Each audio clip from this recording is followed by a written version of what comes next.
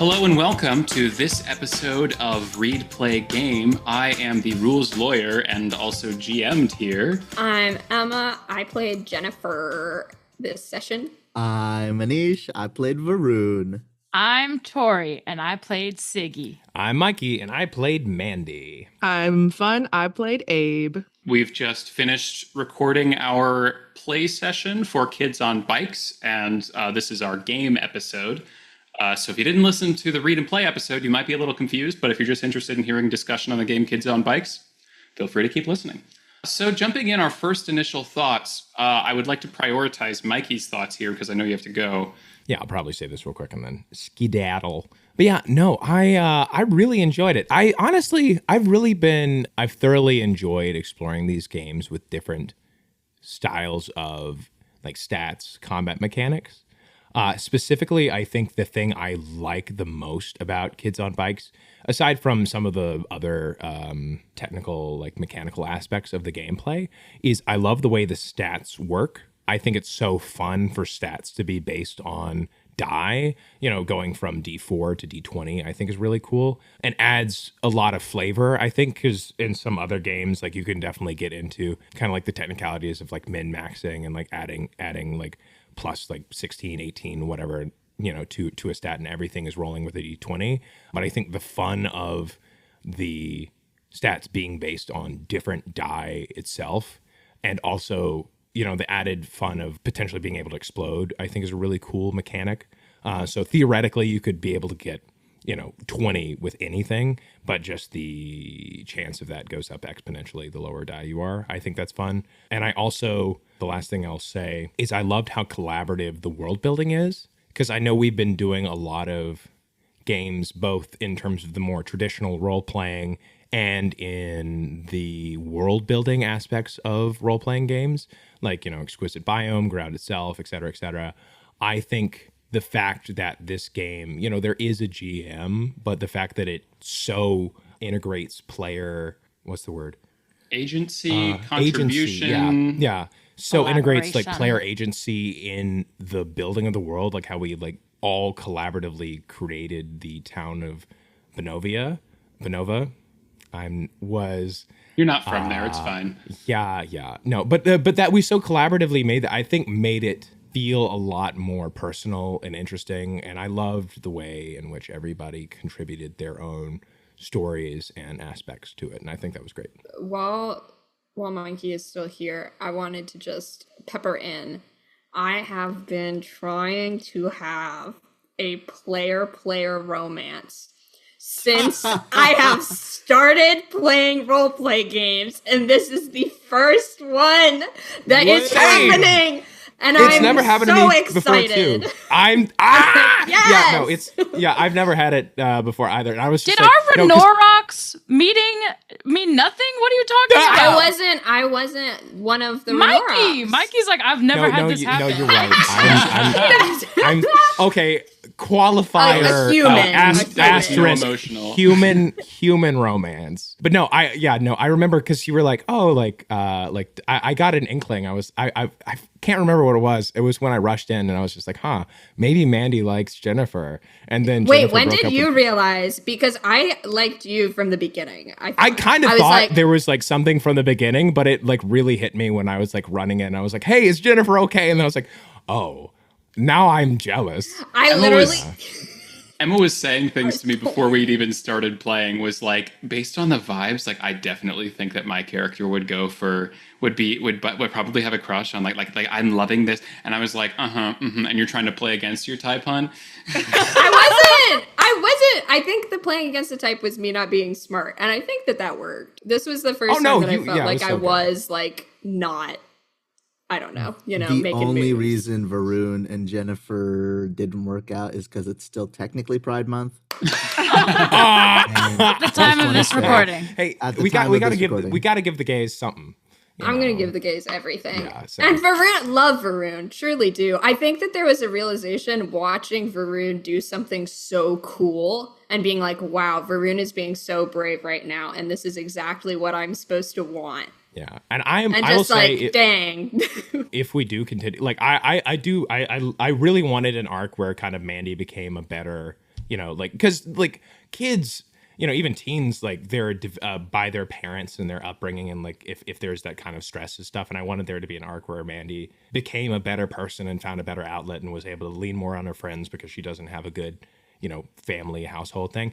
And one thing I'm excited to explore if we do continue, or like whenever we do, the return is like Mandy's relationship with Siggy, because I don't know, I think that'd be fun. And like also the fact that like Mandy doesn't really have a good like mother, like family, like parental figure.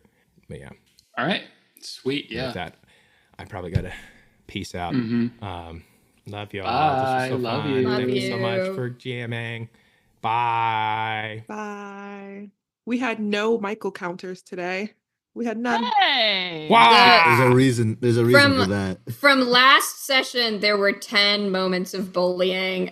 Okay, There were so I get a 10 compliment. moments I get of one compliment bullying. before I Well, leave. you have get to it. go. So when And you one next time we night. We'll compliment you. Okay, We'll compliment you while you're bye. gone, and you can listen to the episode. Maybe. So true. Sure, Cute. yeah. idea. We got to get those That's a placed great somewhere idea. somehow. Wait, Okay, actually, yeah, all right. get out of here. Get out of here. All right, so bye. I can start being nice. I do love that. I do agree and with what Mikey was saying, because there's definitely that was why I really wanted to play the game, why I added this to our list, because of the world building of it, because that's my favorite part of the games, especially when like we've been playing so many isolated world building games. I think it's so cool. This game has such extensive world building that's really cool, and I really wanted to do that and then immediately go into it. Almost like we did with SUP, but you know, SUP and Masks were two separate things that weren't necessarily built to be fully collaborative, or like weren't built to, you know, SUP wasn't Be built in for Masks. conversation with Yeah, each they're other, different yeah. games, and we kind of stretched a lot of the definitions of some of the things. But I really wanted to do something that was built for what you were going to be playing in, and I'm really excited that we got to do that. I wanted to talk about it while Mikey was here with the romance. I think that the game facilitates that kind of complicated teenage relationships well, because of the motivations and the flaws, and like you can hold on to a lot as your character while you're diving in and playing. Like I think that all of the characters felt like fully realized people that were all stupid Oh yeah. in different ways, which is fun. I think the fact that the character, like the playbooks that you do in this entire game are tropes, is really, it lends to that experience very well, because we all have seen this fiction. Most of us have seen Stranger Things, so like we know the popular kid is gonna be Steve Harrington, and I ended up playing Steve Harrington very closely by falling in love with a lesbian. Speaking on that with the tropes and the media influences, can I talk a little bit on my prep process for this? Please. Because The game discussion's all about. knowing that this was, you know, a game that's based so heavily in tropes and about like sort of imitating media, like a media genre, I watched a ton of movies for this. I had like a So letterbox. many. I probably watched way too many, but all of these were on my like letterbox list of inspirations. Most of them were movies I'd seen, and so I was rewatching a lot of them. But let me list the movies I watched. I watched The Lost Boys from, I want to say 1987. Yeah, The Lost Boys, Super 8, The Goonies, Stand By Me, E.T. I will count Booksmart, even though it wasn't for this, but that's like a high school thing. The Monster Squad, Teen Wolf, and The Breakfast Club.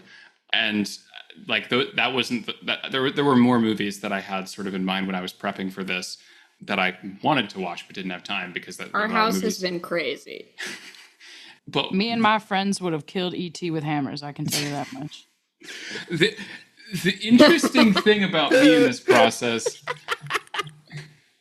the fun Clip it. That's The a in- tweet. That's it's a a tweet. It is. Too. Yeah. Half of anything I say is usually just a tweet. And you're so funny. Thank you, really. You're crowdsourcing the humor. It's great. I am. All right, sorry, Jess. what I was noting as I was watching these movies were what characters in these movies fell into these tropes. And I sort of tried to... What was really interesting was as you guys started actually creating your characters, I had to shift the movies I was watching. Because like I said, I started out with the Goonies and like that kind of stuff. Not at all the vibe of what y'all ended up choosing. Like y'all literally all chose high schoolers. And so that's why it morphed from more of like... except Miss Siggy. Siggy. But that's even less In a in high the- school in the- setting. That's as even opposed less to- of like the Goonies, because literally no children, like there's child, teen, and adult. And so I essentially had an entirely different game prepped before we started playing. Whoa. I had an entirely different arc. I had an entirely different powered character. I had an entirely different everything. Whoa. Until I saw that What? y'all were all doing high schoolers, and I completely shifted, and I started shifting the movies I was watching to less of the kids on bikes genre, and I wanted to more reflect the Breakfast Club, or like I said, Teen Wolf, more of these like John Hughes 80s comedies rather than the adventure centric Goonies types movies. And both of them, I think, are very well reflected in this game, and all the tropes are present. But there was a lot of late game development for that. Can we ask what the powered character was gonna be? So I originally had an arc, and this is part of why I watched Teen Wolf, but it was entirely going to be based on a dog. It was going to be honestly, it's probably better that I didn't, because it was probably going to be like, I don't know how people feel about like bad things happening so to true. animals. It wasn't going to be like that necessarily, but it was going to be like sort of an evil corporation. What it was trying to like experiment to figure out how to make like more powerful people, and in their thing, like they end up switching the brains of a dog and a person. That's pretty fucked up. And it was gonna be, yeah, it's kind of more, I'm pretty kind of glad that we didn't do this. But I mean, I have pages and pages. I took, for each movie I watched, I took probably at least 5 to 10 pages of notes on them, just Wow. kind of breaking down what their arcs look like, what makes the movies. Whether or not that was useful is another thing. Can I say a thing real quick about throwing out a fully prepped plan? Yes. Such an important tool to have as a GM, in terms of like, even if we had created characters that were all kids, and then you're in a group and somebody says in that lines and veils conversation, like, I'm really uncomfortable with bad things happening to animals, you got to be like, cool, I'll table it. Yeah. Like, I'll table it. There will be another table where this might be something that people will be interested in. So let me save my notes for another day, but we're gonna work with it. Like having that, somebody, I think it was, oh gosh, it's in the interview between Brendan Lee Mulligan and Lou Wilson, where they're like, the art of GMing is throwing out your notes fast. Like, I'm probably getting it wrong, but like throwing them out quickly, like knowing when to just cut your losses and start new. 100%. Which is why I sort of was gravitating away from that, because it was like, it's more likely that people aren't going to be comfortable with this. But the idea, I got the inspiration from watching these movies and seeing how present dogs are in these old movies, actually. Like these Kids on Bikes movie, the first one that I noticed it in was The Lost Boys. Have any of y'all seen The Lost Boys? It's about like a teenage guy and his brother moved to a new town on like a boardwalk. It was actually filmed almost entirely at the Santa Cruz boardwalk, Emma, where we went to. And, like, I grew up going there. And it's about vampires. Like there's just like a group of vampires that are there, but they also have dogs, and they talk about, it's about vampires, but they kind of, there's like a dog. One of the main characters has a dog that's like a good dog, and it's like a helpful dog. And then the other one has like a bad dog, and they like fight at some point. Or maybe no such thing. It's like, because it's like a Dracula situation where apparently there's like the hounds of hell that help it or something. And then I can't remember what the other movie is. Maybe there's another movie that just had a very prominent dog, and I was like, oh, it's interesting the role dogs have in these movies. Let me explore that a little further, because they are sort of like not only a man's best friend, but the arc of kids. That's the cool thing. That's why I had to switch it so much, because the way they split up kids, teens, and adults, all those ages have such different stories that circulate around them. Like kids versus teens, kids are more about like their curiosity with the world and discovering things, and they're not like bogged down by social relationships as much. They're like constantly exploring, and then like adults won't believe them, and they'll like, they'll double down, and they'll experience the wonder of the world that adults just don't get. One really interesting thing about E.T., they don't show any of the adult faces until like late in the movie. Like they'll show like the ominous, and except for the mom, who's pretty much one of the main characters, but all the like creepy adults investigators, the teachers, all of that, they only show them from the body down, because that doesn't really, it's more about those who are an oppressive force on these kids, sort of confining their curiosity. But in being kids on bikes, they have that freedom that we don't see as much today, or like in other settings. So anyway, the point of that is that the dog is sort of a companion to the kids in a different way that it would be a companion to an adult, because it's like man's best friend, but to a kid, it's also sometimes kind of an equal, if that makes sense. And so I was really kind of interested in seeing what the powered character would look like that, because you see powered characters in all of these things. You see the Lost Boys with a vampire, you see E.T. with E.T., that's the powered character. The Goonies, they have Sloth, like the kind of creature, and all of them have one. But for me, it was like, I think it was going to be the child with the dog's brain was going to be the powered character, and then the human with the dog brain was going to be the enemy, like the antagonist, because it was going to be like stressed out in its body, not sure what it's doing, and sort of like morphing into a more physically big thing. But I'm glad we didn't go that way, but it was going to be just more about companionship and like what that ends up meaning. So it wasn't supposed to be like the dogs are getting hurt. It's more about just the relationship that they have with that, if that makes sense. I would love to, in terms of, is it okay if I pivot a little bit? Yeah. In terms of mechanics in this game, I think playing in person, there's a very clear way to share the powered character. I think that it would be great if we were to play this again and do a return episode, if we came up with a more like maybe we have a shared note card or something that someone can just write what they're evoking, because I think it's a little bit harder to have people have control over specific traits if you can't do the little like tap the note card on the table and give that signal. Because I think that was the only challenging, for me, like the most challenging part about playing this game, especially I think over Zoom, was like negotiating that shared character. But it is such a cool mechanic. It's a very unique and cool mechanic, I agree, that sets this game apart. But I was worried about how we'd be able to handle that.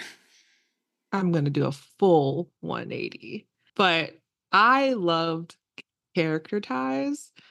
As a fan of your podcast, I love like the world building stuff. And so like Jess was saying, so when we were building the world, I was like, oh, this is so fun. But then we were talking about like how we like know each other. I was like, I could do this all day. I love this. And how they eventually, it all like, again, kind of connected with our tropes, I think worked really well. Like I ended up still being a loner weirdo. Like I was just like, I don't really care. But like with Mandy changing her trope to be a British dog, I was like, I love this. This is incredible. We can see the progression happening. Yeah, So, definitely. It was cool that you had to roll for, is it positive? Is it negative? Is it neutral? So that was kind of cool too. That Really love the character ties. They were such evocative questions, so much so that I would, as a GM, just copy paste that into several other games that I play, just to kind of flesh things out from the get go. It's such a good system, and I mean, part of my favorite part of this game, just like everybody else, was the world building, thinking of this town. And if you play Kids on Bikes and do the world building stuff, it must be heartbreaking not to play a second session, because there's just this whole entire vibe you create from scratch that is begging to be explored. Yeah. This game, what's going on with the lighthouse? This game wants you to keep playing and playing. And I think if you're trying to create a game for longevity, integrating world building with your role-playing rules is a great way to do that. Yeah, it's like essential, honestly. Yeah, but yeah, suffice to say, my favorite part was not only making the town, but kind of just exploring tropey character dynamics, because that I eat that shit up, and I love subverting them. I love leaning into them. It's fun. I haven't consumed a lot of 80s movies. I watched Breakfast Club and I barely remember it. And I watched Stranger Things, which is mostly what I leaned into. I mean, this game, I noticed it does, like, it feels like it's obviously an ode to the whole genre, but it does very much feel like more directly inspired by Stranger Things, from what I can tell. And I feel Stranger Things, and I was talking to, I think, Stuart about this the other day. Super 8, the movie that came out in 2011, was... Has anyone seen Super 8? I have. I watched that one with you, right? That one I feel is what led to Stranger Things. Like, maybe not directly, but I feel like that manifested the idea more as a genre in culture. Like, it manifested... It was like obviously everyone was nostalgic for 80s movies, but I feel like that drew more attention to the specific tropes of kids on bikes. And then Stranger Things was a natural development of that. And this game feels so rooted in that, in both the powered character being so central, like an 11 type character, plus like you can see pretty much every one of the tropes in this book in Stranger Things. Some of the characters have multiple tropes, honestly. Steve Harrington is like 4 of them. And like the cool thing about Mikey changing the trope is that very much is kind of what happens. Like with Steve Harrington, like you see the in-between sessions thing, like the time passing, is basically the between seasons of Stranger Things. They have a lot of time pass between seasons because these characters are going to have different arcs depending on the amount of time. Like it's rooted in, like Stranger Things has created a level of nostalgia for those genres that I think was essential to making this game work, if that makes sense. This is all to say that we're probably going to do a return of this. Okay, go ahead, Yes. Tori. Yeah, so I had a couple of thoughts. Stranger Things specifically, I remember when Running Up That Hill started getting big, and I was like, are people finally watching Pose? Because that's how I kind of got whatever. That was like first time I had really heard that song and like the visual I had associated with that song. Every time you hear this song, you're gonna think of us. But no, it was Stranger Things. So it got my goat a little with that. And I can't tell you if you have closed caption on how many times the word squelch appeared on screen. I was like, y'all need to find another verb for whatever this noise is, if not squelch. Whatever. I get to share that on whatever. I got somewhere to just like yell my opinions on this podcast, so I'm taking it. I think you'll find people who agree with you. Thank you. I am echoing the world building was a really cool way to open it. And specifically, it was kind of funny because we did it out of order, the like boundary building and just the fact that, we've done like outer space and like these made up fantasy worlds, but this is like in America in the 80s. So it's like, how is like homophobia and racism like present and different than it is whatever. So I had never, I feel like, sat down and had a conversation like that before in regards to role-playing games. So that was a cool experience to have. And just like now that I've got more language to put on it going forward, it's like that's something that I guess I just hadn't considered in terms of, because you had said something, Emma, that really stuck with me in terms of role-playing as a means of exploring identity or a means of exploring trauma. And that's something that I think is so true. And I just had never heard it put that way, that it's a way of exploring gender or whatever, that you can pick these characters and how it's just like, I don't know. I was like, that's true. For me, I'm like, oh yay, role playing with my friends. It'll be fun. But it also has that element, whether you like are conscious of it or not, that you can explore parts of your own self.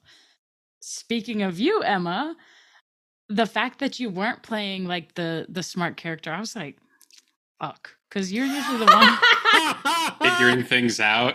You're usually the one who helps us put stuff together. And so that first session, it felt like there was a bit of like trying to get going, because I was like, I don't know how to defeat this. Are we going to have to go to the lighthouse? I remember being like, I'm stumped. And I still don't quite understand what the boots and the shadows, like how it all comes together. And so keep your secrets. Okay, y'all didn't pick up on the boots? Aren't they the boots from the boot kickers? I really thought that was going to be my big like whoa moment. Like the boots kickers are involved in some way, and none of y'all picked it up. I was like, old man Mo. I think we needed like a worksman stamp or something. Yeah. Because I was like, I thought it was the lighthouse keeper's boots. Yeah, same. And he had been corrupted and turned into a shadow monster. Who knows? I was picturing like Wally tendril coming out the boot. That was kind of a visual, yeah. I have theories, because nobody told me about this swimming pool, which means something bad happened there in the past. That's for sure, yeah. Definitely not something good. They don't close a swimming pool because somebody won a championship there. No. In this, like, I have one last thought. And then I think that's everything I have. Just in terms of trying to figure out how are these connected? How do we? Da, da, da.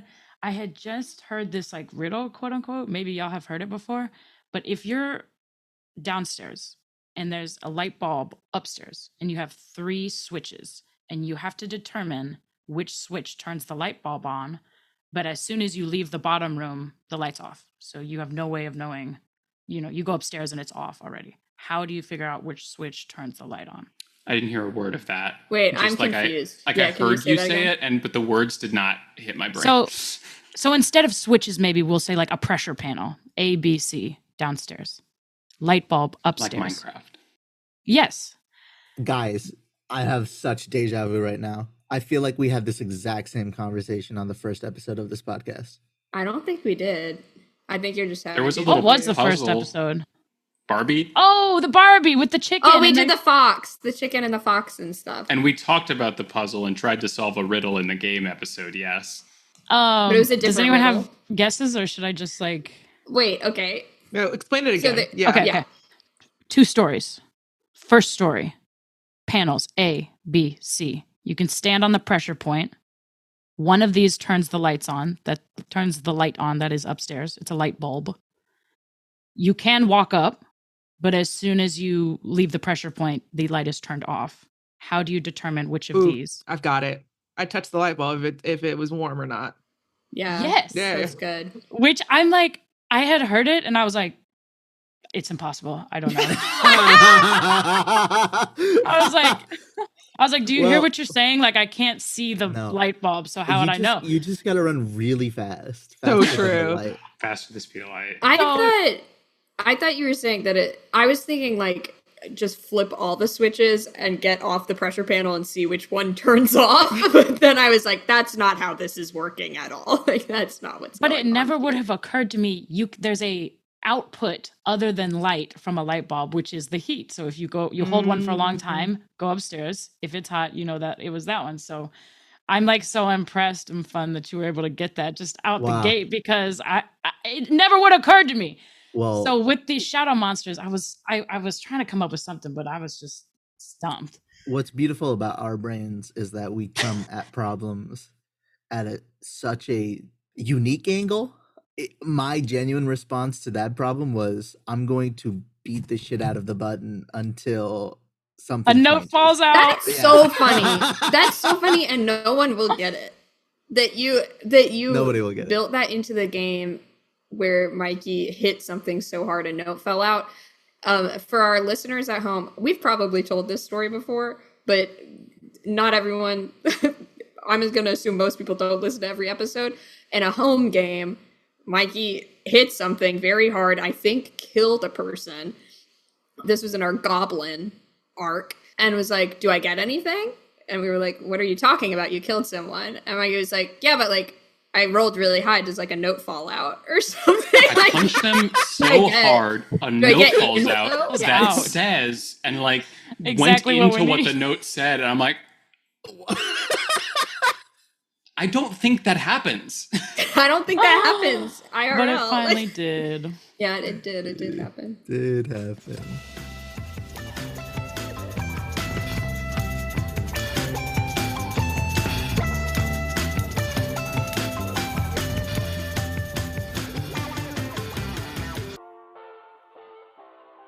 Hey, thanks so much for listening to the episode so far. I'm jumping in for a quick second here to mention a couple things while I've got the opportunity to.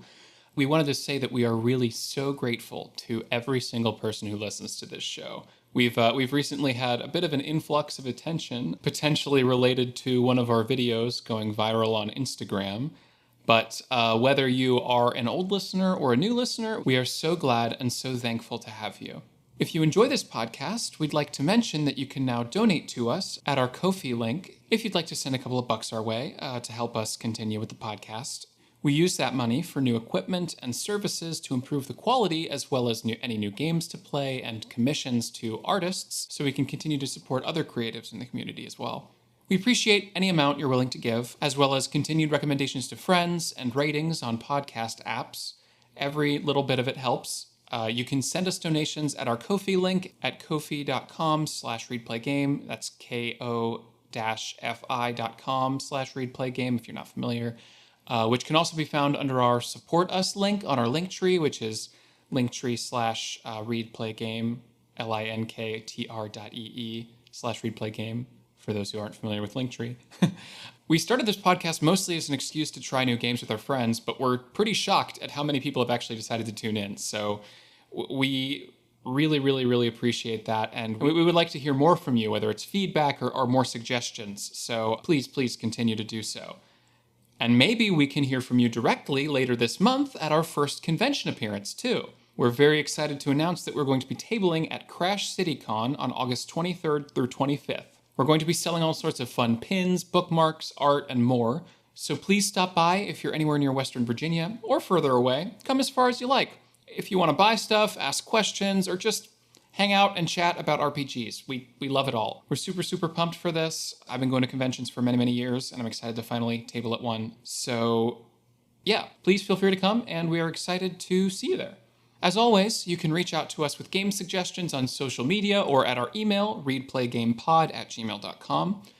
We've been playing through a lot of higher profile games lately, but we'd love to use our platform to showcase newer games from smaller creators too. We have a lot of fun interviewing people. We believe that having the perspective of the writer themselves is such an important thing to have a full understanding of a game. So if you know of any games that could benefit from some attention or could use some rules-related conversations, please reach out to us. Thank you for listening to me talk about this for a couple minutes, and please enjoy the rest of the episode. There's a lot more where that came from.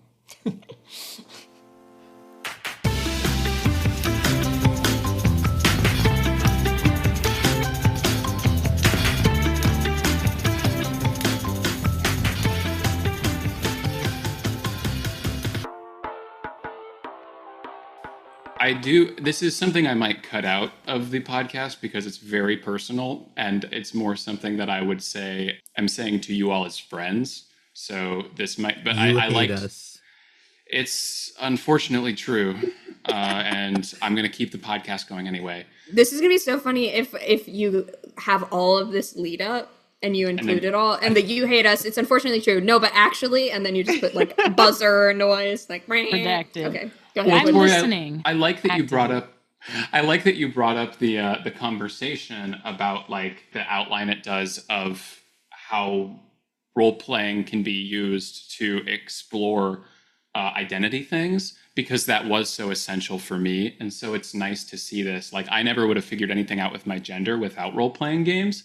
There's sort of a moment for a lot of people where once they or not a lot of people who it's a common experience for certain transgender people that they play a character in a game, like they're like, oh wait, I'm playing a girl in this game and I can just do that, and then that kind of spirals or like leads to things. And I'd played a female character in in RPGs before, but specifically it was a role-playing game character that made me realize, like, actually in my real life an RPG had such a strong effect. It was, well, there were multiple, but I would say the culminating moment was in my one of the current multiple. I would say it's between two games, which is the Monster of the Week game that I play with Anish, and also a game that I play with Emma and Mfon, the personal pirate D&D game. Yeah, this is going to be a big drop. There was a moment of time where I realized after creating her that Elio was a trans woman. And that was what made me understand myself, because it was like, I've created this female character and I looked at the picture of the pic crew I made, and then I made a pic crew of her younger, and I was like, she looks different when she's younger and she looks like this when she's older. And I stared at it for hours. I kid you not, like hours. I just kept thinking about those pictures.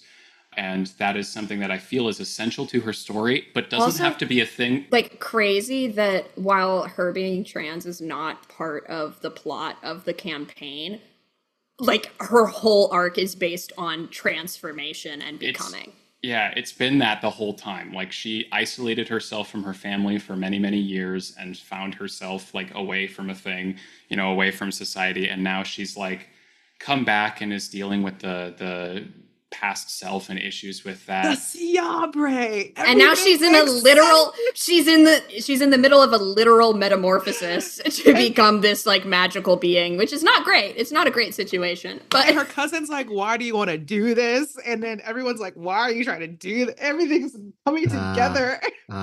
And that's the thing, is that I hadn't told any of the players about this, because I mean, I talked to Emma about it, but it was kind of a thing that like I just came to myself. And while it was true and extremely important to me internally, I didn't feel it was necessary to specifically address it, because that kind of was uncomfortable in ways, like having characters either misgender her or having characters that like where that came into conflict. Like I introduced her family, and the original idea was that I was like, yeah, they might misgender her, and Emma was like, are you sure? I was like, and to be perfectly honest, I was like, I'm not super comfortable doing that. Like, I'll do it if you really want me to, but that's not something that I want my NPCs that are like helpful, good NPCs to be doing. Yeah. And so it is, RPGs can have such a crazy impact on our lives. So it's so cool that like that's something acknowledged in the actual text. And that is, they give you language for that, because you don't always have, you know, you're dating the GM and they understand you in a way that would be helpful for you to feel safe about things, because sometimes you get OTP. So sometimes you get we're OTP. But my love, who I love and live with in real life, refuses to do a player romance with me. Refuses. What games do we play in together? Literally, Bree and Cynthia could have been a romance, and you said absolutely not. Are you saying it was not an interesting arc? It was an interesting arc, but we've had other opportunities to do a DM player romance, and it's always like, get the fuck out of here. Disgusting. I'm saying it was the DM, though. I'm ready for the talk about the toxic power imbalance of the DM player. Sorry. I can speak to the power of role-playing games in terms of like exploring your identity, because playing RPGs has really cemented the fact that I am a cisgender person. And I play all these different roles, and I explore my identity, and I realize that's me still underneath it all. I am okay, and I'm cis, and I'm awesome, and and we see you. Somebody had to say that. We support you in that. Despite it all, it's still you. You can't. Even if Happy Pride Month. You can be cis if you want. It's worth just reinforcing like that a human encompasses masculinity and femininity, and you can be comfortable in your cisgender while still, you know what I mean? Like there's no boxes. You can play characters that aren't your identity, which is important to acknowledge. You can, but you don't have to. You never have to not play a lesbian. Daring today, lesbian is your shit, I totally had a like thoughtful point and it just flew out of my brain. That's because I interrupted with my cis. So true. Which is the most cis thing I can do. Exploring identity, gender in role-playing games. Ooh, I don't know. I have one for like exploring, I guess it's identity in a way, but I realized when I was making a character for another campaign, I was like, I am always playing a woman who is like powered but has to struggle within herself about something. And I like sat with myself and I was driving home and I was like, is something wrong with me? I was like, am I struggling against a power that I cannot control? Like, what is going on with me? And it's every time Citrus, all the NPCs I play for Citrus, really in big letters. Yeah, that's my girl though. But I was like, and it's always also to do with like religion in some ways, or like, because I play Asimars and Tieflings a lot, and it's always like that dynamic between like, am I a good person even though like I was like racially I'm part of like a demon or whatever, and it's like very interesting. Yeah, but I also like that I think this is the first tabletop role-playing game that I've had like that in the actual rule book. It's like, discuss this with your players. You make sure that everyone is good, and it's like you don't really get that in other places. You kind of just like vibe with the group and go with what the vibe is. So Emma's lesbians, you struggle with higher powers. Tori, you're a cis man. Tori's eclectic. I think every statement is about me. That's something I remember when we were going through the read thing, and you were like, "Yes, they're people." You were describing yourself, and I was like, "Is it me?" So I do try to mix my characters up. Your characters feel like and I think that I'm about to make a statement about you, so feel free to correct me. I'm coming from a like, I hope that I'm seeing you in this moment, but I could be wrong. But your characters, like, I'm thinking Siggy right now, or like when we've got, I love Biff, who is a character in our Call of Cthulhu game. They feel like very full throttle, specific tropes that almost like it feels almost like a drag performance. Like I think that could be influenced by that. Like Biff is I had a such full face like on. yeah, Yes. and like Biff is such a like picture of a wholesome masculinity and like so strong and so beefy, and then like Siggy was so like it's just very like classic wholehearted trope that you're going for, which I think Yeah. is fun. Like theatrical type, like elevated. But I'll tell you what really I think gave me new perspective on like picking characters was when it might have been Call of Cthulhu because Mikey was GMing. And Mikey usually would play the big buff tank with a loincloth. Like in several games, we've had Mikey play the buff tank. And so I was like, finally, I can have a turn as the tank. And I gotta tell you, I don't know if I'll ever go back. I love playing the tank. I'm the tank in our D&D group right now.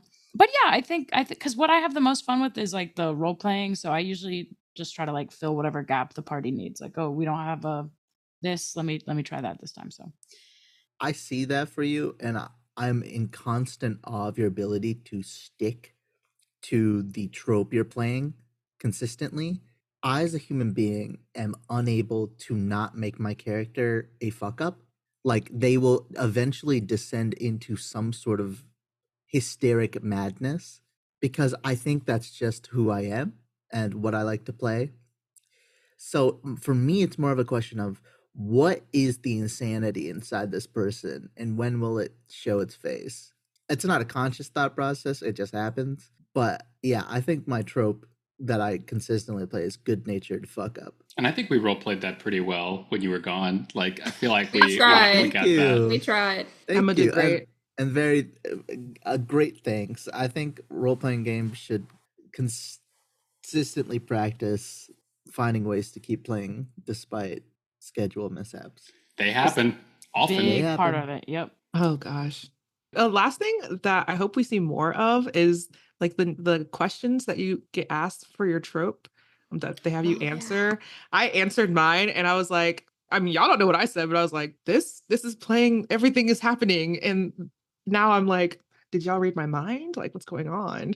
So I wonder if it's like if we have to give Jess our like character sheet for you to know what our answers were to incorporate that, or if it's even like doesn't need to be incorporated, or it's just for you to flesh out your character more. But I thought that was interesting. This is something I've been learning about more recently. Again, shout out Brownlee Mulligan, but he had this take about role playing games, which is that he likes playing Dungeons and Dragons because there are lots of rules about fighting and not a lot of rules about role playing. Because You're opening a role-playing can of worms right now, is Anish. intuitive. I think this is a conversation we're going to have a ton of in the future because we are exploring role playing games that are not about fighting. A lot of times, indie RPGs are exploring these different settings, tropes, ways of exploring narrative. And sometimes they'll be about fighting too. But it's interesting the design philosophy of design what people don't want to deal with and then leave open what people will explore through conversation. And the fact that these character sheets are so minimal speaks to the kind of trust people have in these tropes in fiction and the kind of intuitive nature of these are my strengths, these are my flaws. Let's see how they interact with each other. So if it felt like we were reading your sheet, it's probably because it's very intuitive. We're playing these roles we've seen so many times. So that's what I think that's what I struggled with as a GM the most with this game. I love this game, and I'm really glad we played it. I may not have been the best person to GM for it because I am so. I do get the rules lawyer in my head, and this game is so much more player collaborative. So a lot of times I was looking for answers that weren't there, like specifics for combat or like sometimes GMing is, like we said, doing stuff on the fly, and not. Sometimes you just have to compromise. Like you always have to compromise, including with the rules. The fundamental flaw of being so rules lawyer is that I get so like strict about it sometimes in my head, but like you're never going to get the rules right ever in any role playing game you have, because you can't memorize the book, and you have to make compromises with the players and also with the rules. There's a lot of stuff that like that last helping moment where you were all boosting each other up. That was just kind of whatever, but it was narratively satisfying, I think, for us. So like it kind of just worked, which is really helping me. So GMing it did help me, I think, get better at getting out of my head about those things, because I was flipping through the book like, the combat isn't specific enough. So like the kind of opposite thing, where I would maybe prefer to have a more mechanical game, but then you get so much shit that you have to memorize, and it's like, who the fuck wants to do that? So I think this book is excellent for people who, it is excellent in how like vague it keeps some things sometimes, or how much it leaves up to conversation, because that's what the game is. So much the players controlling the same character, the players controlling what happens to them, just framing things a lot better than just the binary mindset. I do have a question. Is there damage dice in this game? No. I think that speaks to something about what this system is interested in.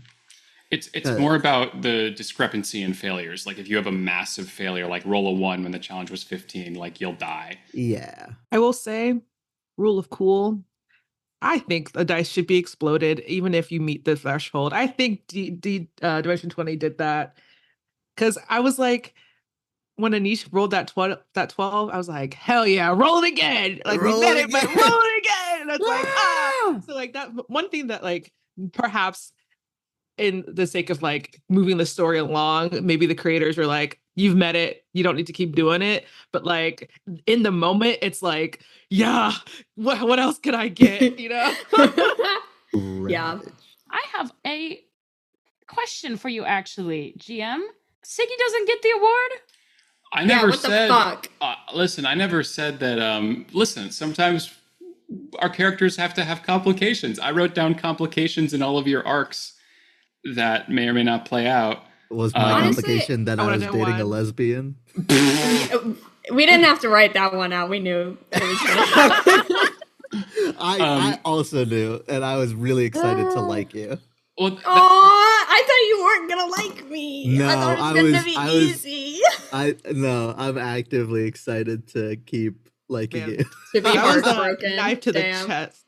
When you were like, oh, I was like, that was a thing that I really learned from watching all these movies, actually, is a lot of times I wrote down each character when they showed up, and I marked them, and then I wrote what their core conflicts were. Like I wrote the one I did it for first. I have no clue where these notes are, but it was for the Lost Boys. I think I took a lot of inspiration from the Lost Boys. Not a fine movie, but like a good example of what this is. And so like I took the main character, and what I ended up finding in this first movie was what separates the ages. Because in this movie, I would say 3 of the main characters are an adult, a child, and a teen, or an adult teen child. And you don't often get that breakup. Sometimes it's mostly teens with mostly kids with a dash of teen thrown in. But this one, there was like one of each that was central. And I think that they represented each of their conflicts so perfectly. Like the main guy, his conflict was like being cool versus being nice. Like can I fit in with the popular crowd, or can I follow my heart and like what I know is good? And then the kid has to deal with like being curious, but then that means that I have to learn more about the world and my innocence is lost. And the adult has to struggle with like, I have to care for my family and the ones I love, but there are forces that are like, I have to fall in line with a structure that does not prioritize me in order to stay true to my family. And so a lot of times I will forget about my family in trying to focus on work or focus on stuff like that. And so those are the core conflicts of those age groups. So I tried to keep in mind for each of you just like what your core conflicts would be. And that was Wait, really what did you helpful as a think mine GM. was? Because that's the only thing that I'm looking at, and I'm like, I don't know what my core conflict. Well, you talked is. about how I focused on this less sort of as we went, but you talked about how I she was was worried failing. about flunking, and so Yeah. that was it was kind of gonna be with like Mr. Gibson being like, "Hey, this is important for you," but it kind of changed some directions Yeah, sometimes. it But that definitely was a priority at the beginning, and then once your life is threatened, it's a little bit like, I need to live, and then I will pass. I don't have them specifically written down for everybody, so they're like kind of just in my head. But I picked the traits that I gave from the powered character to each person deliberately, and I wanted. I can like you being sort of on the outside. That's why I wanted Shadow to be more connected with you, so that because I feel Shadow would be more drawn to that. Whoa. That's actually such a good insight. Mine Oh my was goodness. afraid of opening his like mask and not knowing social conventions, which is wow. This little that's so. Is that something that's in the rule book? Like I don't specifically about remember. giving those traits. Because if not, that's a really good GM moment. Shout out. I think That's maybe awesome. it was. I think it was kind of like give them things that you think will be good for that person. I guess I don't know. Maybe it said that. I realized that we didn't say this at the beginning of the game episode. I think because we wanted to make sure that Mikey could talk before they had to leave. But also, huge thank you to Mfon for joining us for this arc. Yes. We've been wanting to have you on for a long time. And we kept talking, and it was like, we want something meaty. Like we want something with a lot of character ties, because we have a home game together, and that is a game that we did collaborative world building and character ties on, and it was really, really fun. So thank you so much for joining us. Thank you. Yeah. Love it. Yeah. Big So much honor. fun.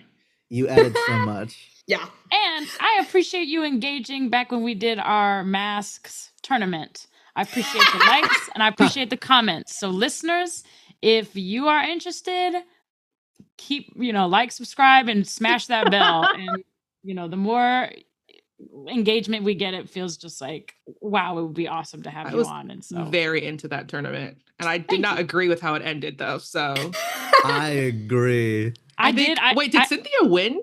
No, No. Louis won. Louis won. Louis won, but I thought that Cynthia would have gotten decked by whoever she was Who's against. Drip? Oh, I do think I Three? remember. No. No, Oh, You were Forrest. against Forrest at one Forrest, point. yeah, I did not agree with that, but I was fine with it because it was yeah, Cynthia. I think it was Forrest.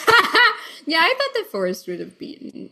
Yeah, Tripped also you thought or that. something. Yeah. But you have a lot of fans, so what can I say? I was sending that link to every group chat where I was like, "Can y'all click, Can y'all click Louis?"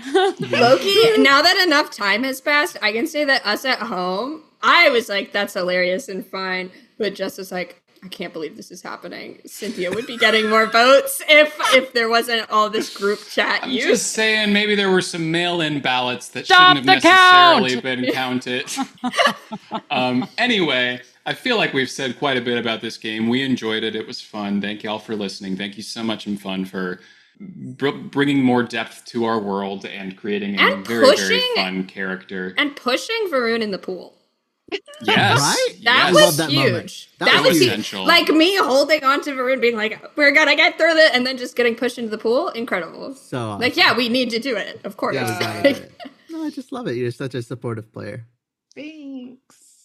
And I loved when you were like, it was like, this was in the first session.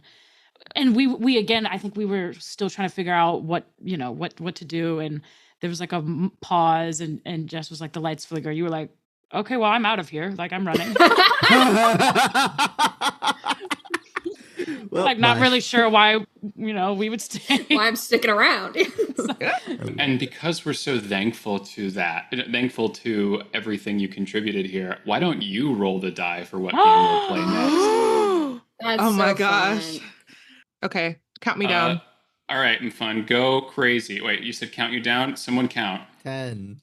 9, 8, Well, it's 7, a 6, D4. 5, 4, 3, 2, 2, 1. 1. Executive decision. Yay! Woohoo! Yay! Thank you all, and we will see you at a different table. Thank you.